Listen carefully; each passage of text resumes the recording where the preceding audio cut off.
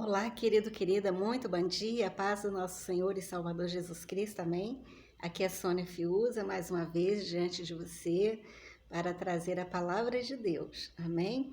No nosso projeto denominado, projeto de incentivo à leitura da Bíblia Sagrada, a palavra de Deus, mediante uma cutucação mediante uma cutucação que estamos fazendo, que aliás representa isso, não é? Uma cutucação.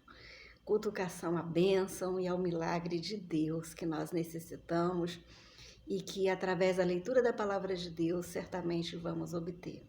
Pelo menos é o meu desejo e é também a minha própria experiência. Muitas já foram e têm sido as bênçãos e os milagres do meu Deus por conta da minha insistência em estar na presença dele. Amém?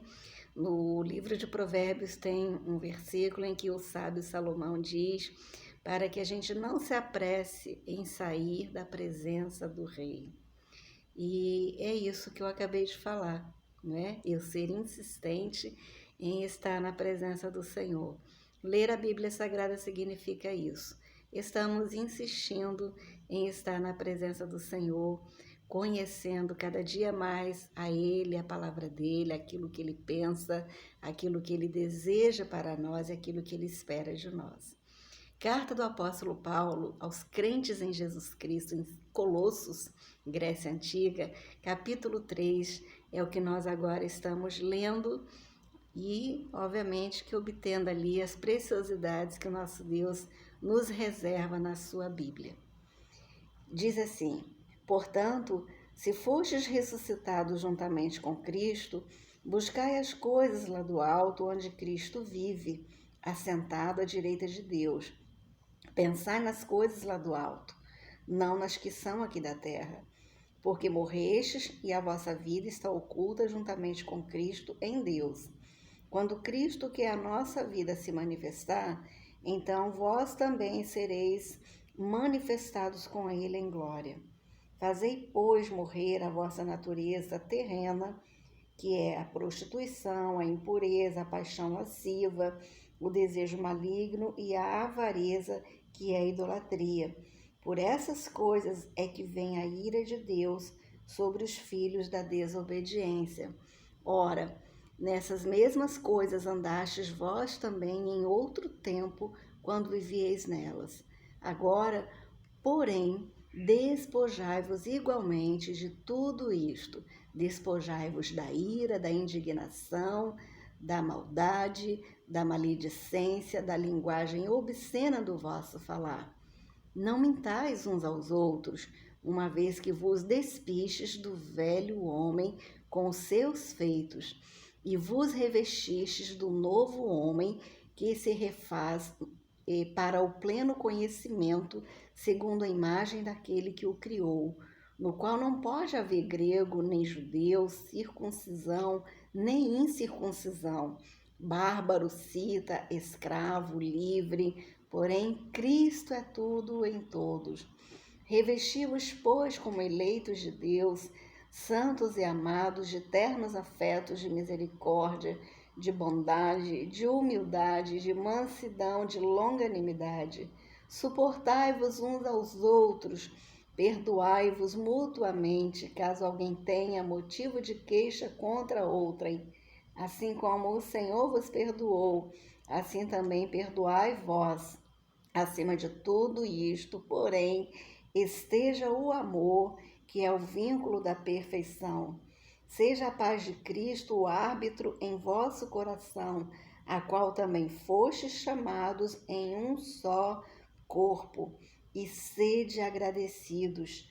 Habite ricamente em vós a palavra de Cristo.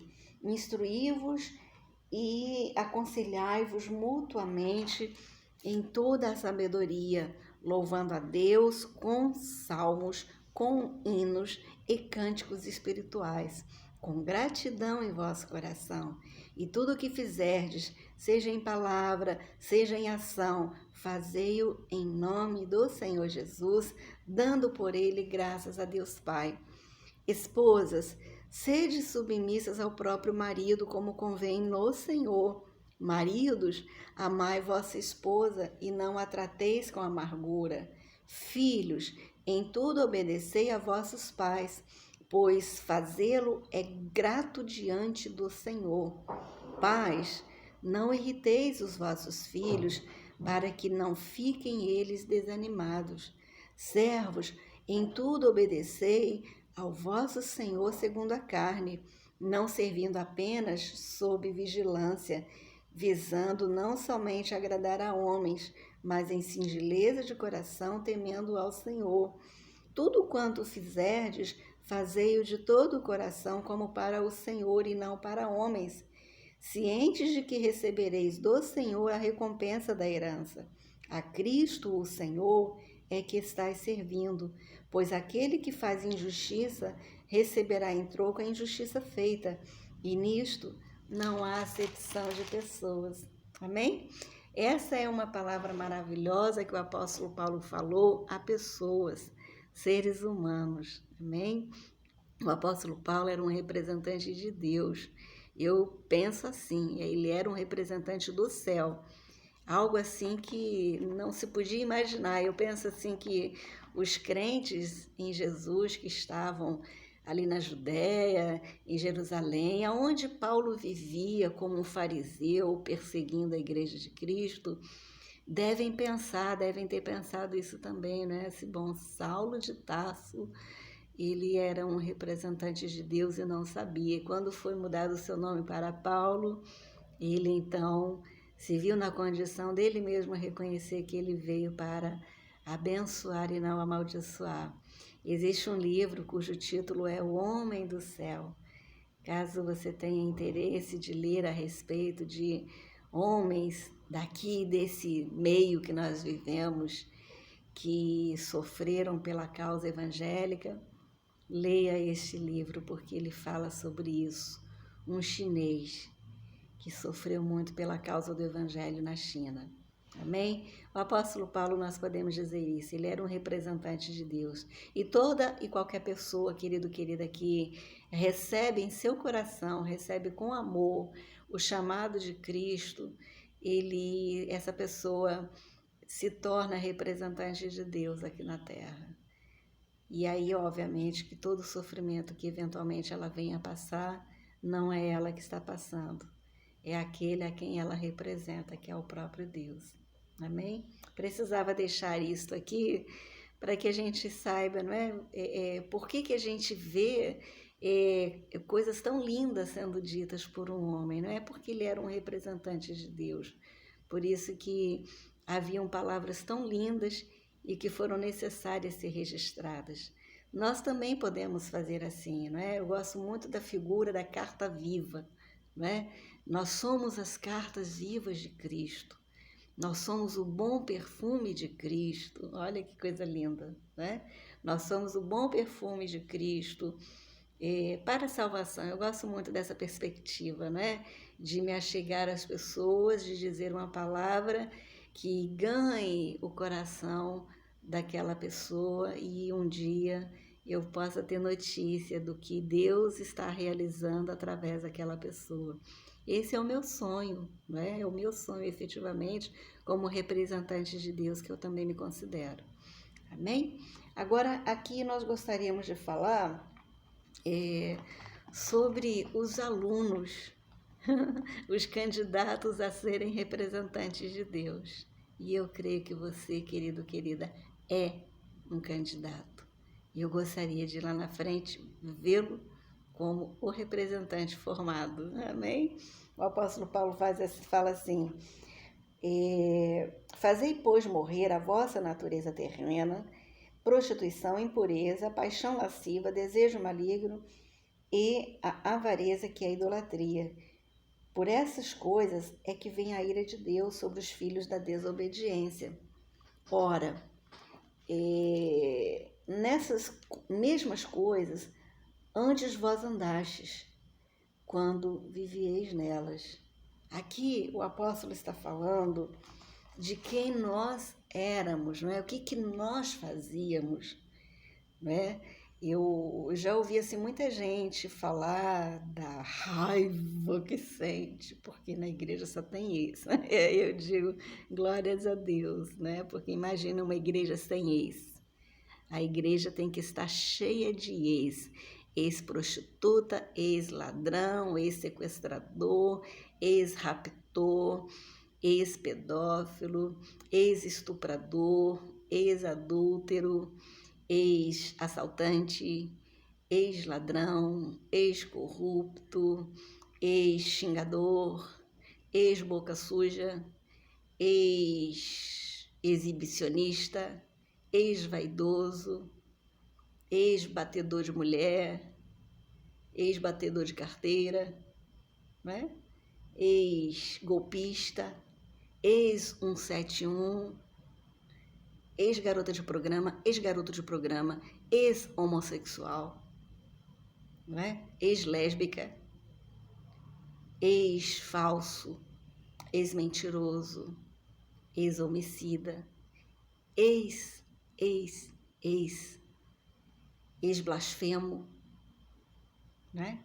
Ex-desrespeitador das leis, ex-agitador social, né? Ex-preguiçoso, ex-fofoqueiro. Olha, é uma lista enorme, né? A igreja tem que estar assim, cheia disso, cheia de ex.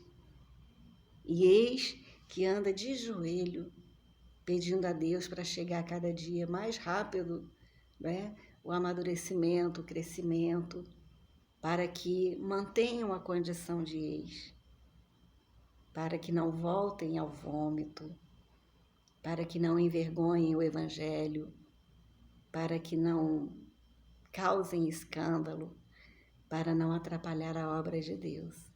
Amém? Eu gosto, continuo gostando quando o sábio Salomão fala que as veredas do justo são como a luz da aurora, que vai brilhando mais e mais até chegar a ser dia perfeito. Em analogia, o que isso significa? Significa que no dia a dia, o ex, né, aquela pessoa que foi alcançada pelo Evangelho, vai se modificando. Pode até ter caído 500.000 vezes em um mesmo erro, mas um dia olha para a ferida, para as marcas causadas pelas quedas e aí decide que não vai cair mais. E aí bota o dedão na cara do diabo e diz: aqui você não manda mais, aqui você não age mais. Em nome de Jesus, saia! E aí vai procurar o meio de dizer: Deus, eu refaço a minha aliança com o Senhor para nunca mais quebrá-la. Eu não tenho pacto com Satanás e eu não desejo mais ter, em nome de Jesus. E aí vai olhar, né? Deixa eu ver o que eu tenho para fazer. Porque sabe, querida, a prática do pecado, ela impede que a pessoa avance, não é? Por isso que a gente está falando aqui, né? Primeiro sobre o que o sábio Salomão falou, do que é a vereda dos justos. Tem que ser como a luz da aurora, que dia a dia vai brilhando, né? Ou seja, está sempre ganhando, sempre na perspectiva das vestes ficarem limpas, né? Até chegar a esse dia perfeito. Porque há necessidade daquele dia perfeito, né? Eu gosto muito, 1 aos Coríntios, né? A primeira carta do apóstolo Paulo aos crentes em Corinto, capítulo 12, exatamente capítulo 12, onde o apóstolo fala a respeito dos dons espirituais, da unidade orgânica da igreja, que é o título que está aqui na minha versão. E antes que ele parta para o capítulo 13, onde ele fala sobre o amor, que é o dom perfeito, não é?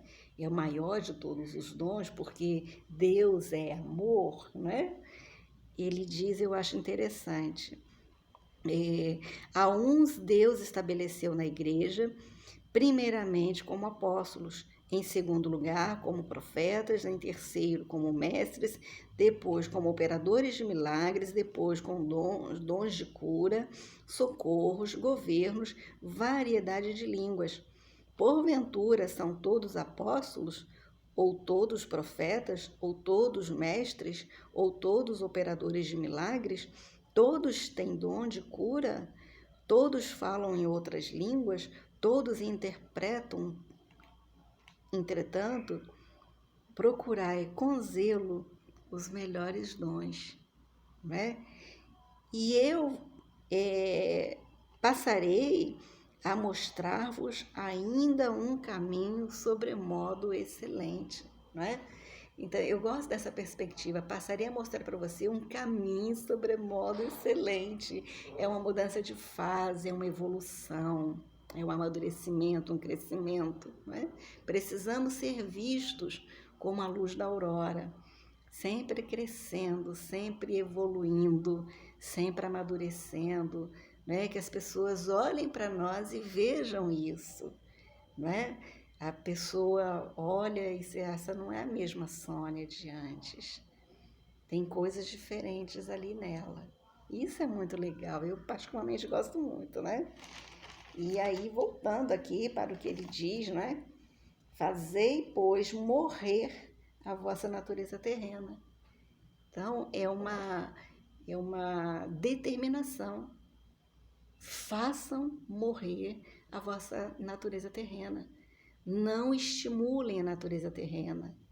O que isso remonta?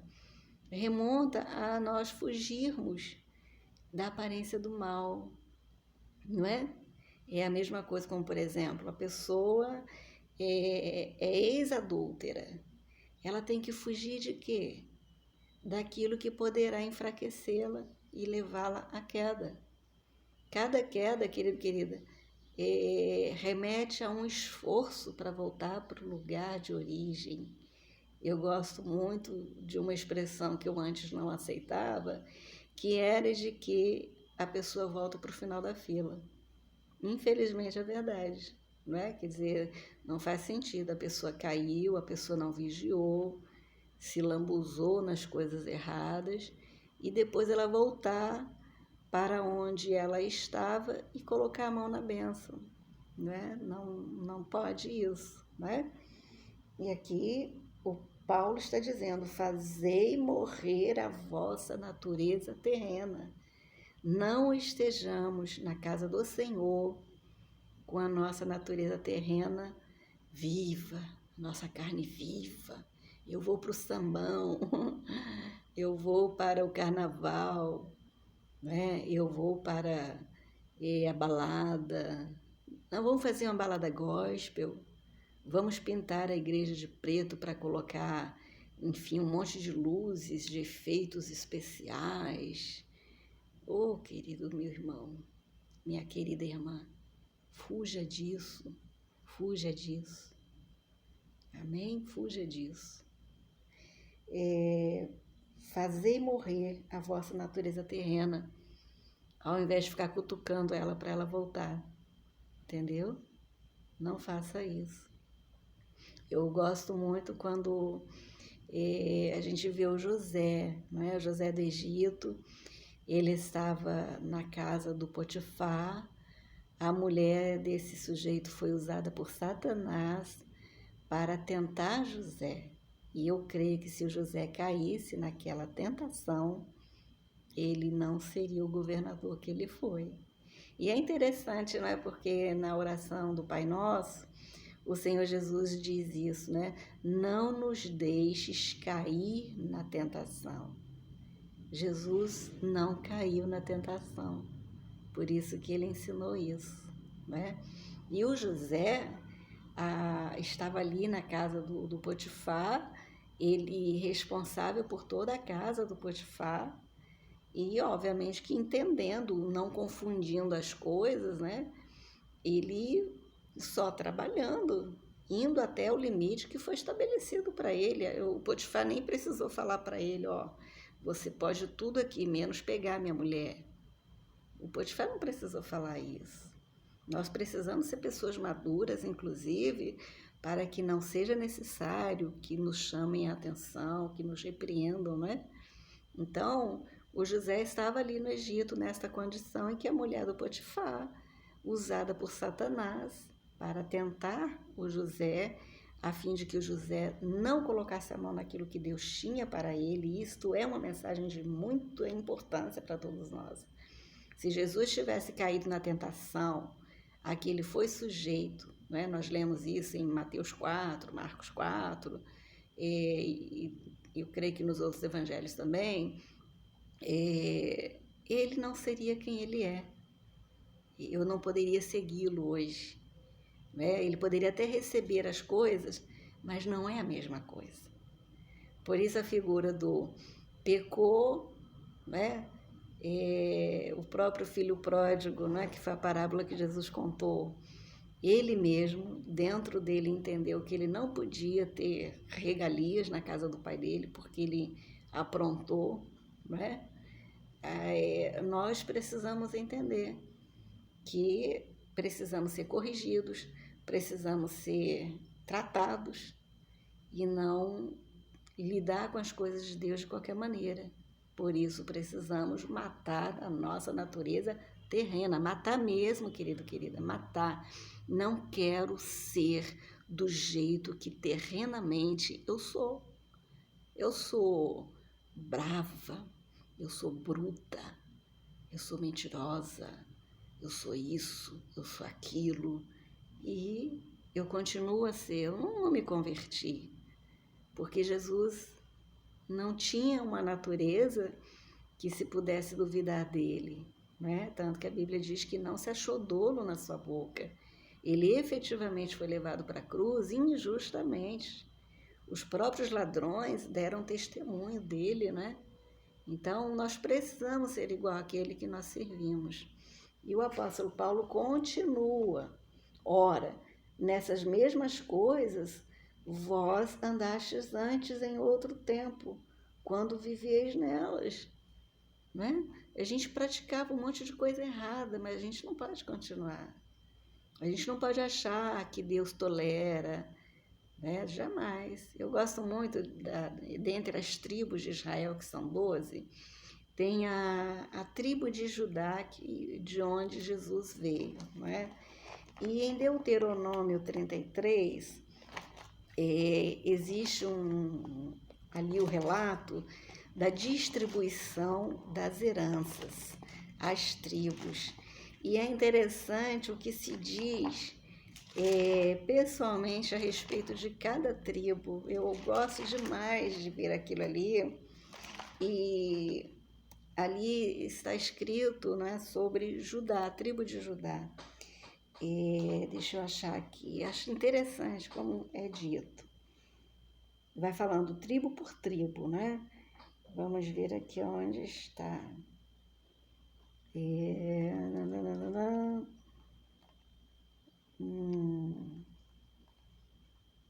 Enfim, de Judá, ele diz de Dan, Naftali, Asser, aleluia, aleluia, de Gade, mas de Judá eu não me preparei para falar esta palavra, me veio ao coração de dizer, mas quanto a Judá, ele diz que é leãozinho.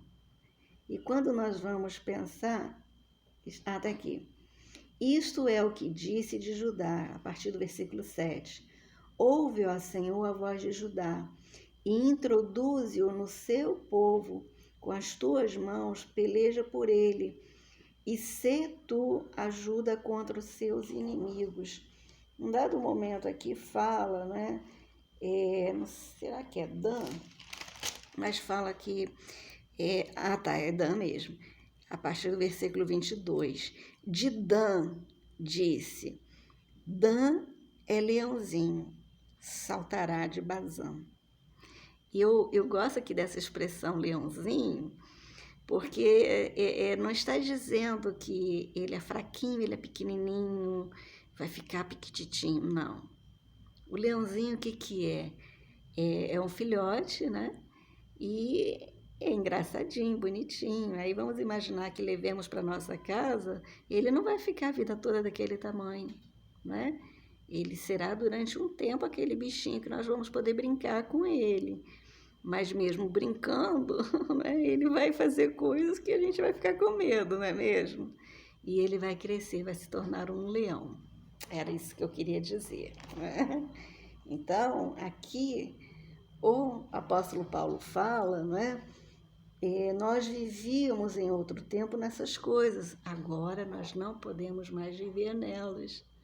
A nossa vida agora é outra, a nossa vida agora é com Cristo, o qual nós esperamos na sua manifestação nos ares. E nós nos manifestaremos. Eu gosto também muito quando o apóstolo Paulo fala em Efésios, capítulo 5, me parece que é versículo, está aqui, versículo, desperta, ó tu que dormes, capítulo 6, tá? Capítulo 5, versículo 14, antes disso, versículo 13, antes, desculpem, mas eu preciso falar antes daqui, está assim: a impudicícia e toda sorte de impurezas ou cobiça nem sequer se nomeia entre vós como convém a santos, nem conversação torpe, nem palavras vãs ou chocarrices, coisas essas inconvenientes, antes, pelo contrário, ações de graças. Sabei, pois, isto: nenhum incontinente ou impuro ou avarento, que é idólatra, tem herança no reino de Cristo e de Deus. Ninguém vos engane com palavras vãs, porque por essas coisas, tudo isso que foi dito antes, né? Impureza, lascívia, avareza, né? Porque por essas coisas vem a ira de Deus sobre os filhos da desobediência. Portanto, não sejais participantes com eles, pois outrora erais trevas, porém antes, agora, sois luz no Senhor. Andai como filhos da luz, porque o fruto da luz consiste em toda bondade, justiça, verdade, provando sempre o que é agradável ao Senhor. E não sejais cúmplices nas obras infrutíferas das trevas, antes, porém, reprovai-as, porque o que eles fazem em oculto o só referia a vergonha. Mas todas as coisas, quando reprovadas pela luz, se tornam manifestas, porque tudo o que se manifesta é luz. Pelo que diz: desperta, ó tu que dormes, levanta-te de entre os mortos, e Cristo te iluminará. Portanto, vede prudentemente como andais, não andais como nécios, mas sim como sábios, remindo o tempo, porque os dias são maus. Por esta razão, não vos torneis insensatos, mas procurai compreender qual a vontade do Senhor. E não vos embriagueis com vinho, no qual há dissolução, mas enchei-vos do Espírito, falando entre vós com salmos, entoando e louvando de coração o Senhor, com hinos, com cânticos espirituais, dando sempre graças por tudo ao nosso Deus e Pai, em nome do nosso Senhor Jesus Cristo, sujeitando-vos uns aos outros no amor de Cristo. Olha que coisa tremenda, né? Mas eu quero ressaltar essa parte aqui, que sempre essa palavra foi muito forte para mim. Todas as coisas, quando reprovadas pela luz, se tornam manifestas. Sabe aquela coisa que é feita no oculto, escondido, né? E aí, quando são reprovadas as obras das pessoas, Deus manifesta. Então, tudo que vem à tona foi Deus que reprovou, por isso que Ele revelou. Tanto que a Bíblia diz que não há nada em oculto que não seja revelado. Por isso, amado e amada, em nome de Jesus, vamos andar altaneiramente como as corças, andar na presença do Senhor, fazendo o que Ele quer que seja feito. Amém? Aguardando o Senhor vir nos ares, manifestar-se aos seus. No arrebatamento, Jesus não vai se manifestar aos que não são seus, aos que não estão com seus nomes escritos no livro da vida, aos que aceitaram a Jesus, mas debandaram, né? Apartaram-se do Senhor. Ele não vai se manifestar para ninguém nesse nível. Amém? Por isso, se caiu, levanta, mas sujeite-se às regras. E isso é muito importante dizer, pode parecer não ter nada a ver com o contexto da mensagem, mas tem. Se a gente não se sujeita às regras, como eu conheço pessoas assim, né? Não há crescimento, não há evolução, e como consequência, não haverá manifestação quando Cristo, no dia do arrebatamento, se manifestar. Amém? Eu desejo, em nome de Jesus, que você se manifeste com o Senhor no dia do arrebatamento, que é o dia da manifestação do Senhor nos ares. Eu desejo estar junto com você nesse dia e passar toda a eternidade juntamente com você, por termos sido aprovados pelo nosso Deus com as nossas obras, não é? Em nome de Jesus. A graça de Deus é maravilhosa. E graça significa o quê? Favor que nós não merecemos. Mas não significa de jeito algum que podemos fazer o que bem entendemos, que tudo bem, porque senão nós vamos estar falando mal de Deus. E isso não é bom. Amém? Eu quero orar por você e por mim. Pai, em nome de Jesus, eu louvo e engrandeço o teu nome, te exalto por mais um dia em nossas vidas, te agradeço pela tua palavra que está sendo agora ministrada e peço ao Senhor, bendito Pai, que não por mim, mas pelo Senhor, essa palavra encontre lugar no coração das pessoas que tiverem acesso a ela. E, ó Deus, que o Senhor mesmo leve esta mensagem aonde o Senhor quiser que ela vá. E ali o Senhor faça a tua obra, Senhor. Obrigada, Deus, por poder me usar. Isso não é meu dom, é dom do Senhor. É o Senhor que faz, conforme o Senhor quer. A minha vida é do Senhor. E eu peço que assim seja, com respeito à pessoa que está diante desta mensagem. Se ela ainda não te conhece, Pai, se ela ainda não teve a oportunidade de experimentar das coisas advindas do céu, que o Senhor lhe conceda essa oportunidade, que o Senhor trabalhe para que ela, assim como me aconteceu, que o dia, a primeira vez, eu não entendia nada. A segunda, a terceira, a quarta, talvez até a milionésima vez, eu ainda não entendesse nada. Mas houve um dia em que eu entendi. E hoje eu estou na tua presença, no meu culto racional ao Senhor. Eu decido no meu coração cultuar a ti e te servir de todo o meu coração. Que assim seja com esta pessoa e ela seja uma bem-aventurada, um bem-aventurado. E a família dela esteja juntamente com ela, assim como esteve a família de Josué. Eu e a minha casa serviremos ao Senhor. Que seja esta a palavra, o mote desta pessoa, em nome de Jesus Cristo. Servir ao Senhor com alegria, ela e toda a sua casa, e a minha casa também. Em nome de Jesus, Pai, muito obrigada por todas as coisas, e pelo Teu Filho Jesus Cristo, e pela unção do Teu Espírito, e pela presença do Teu Espírito, que agora nos guarda, nos livra de todo o mal nesta terra. Amém e amém. Amém, amado e amada, em nome de Jesus. Até a nossa próxima mensagem, querendo nosso Deus. Tchau, tchau.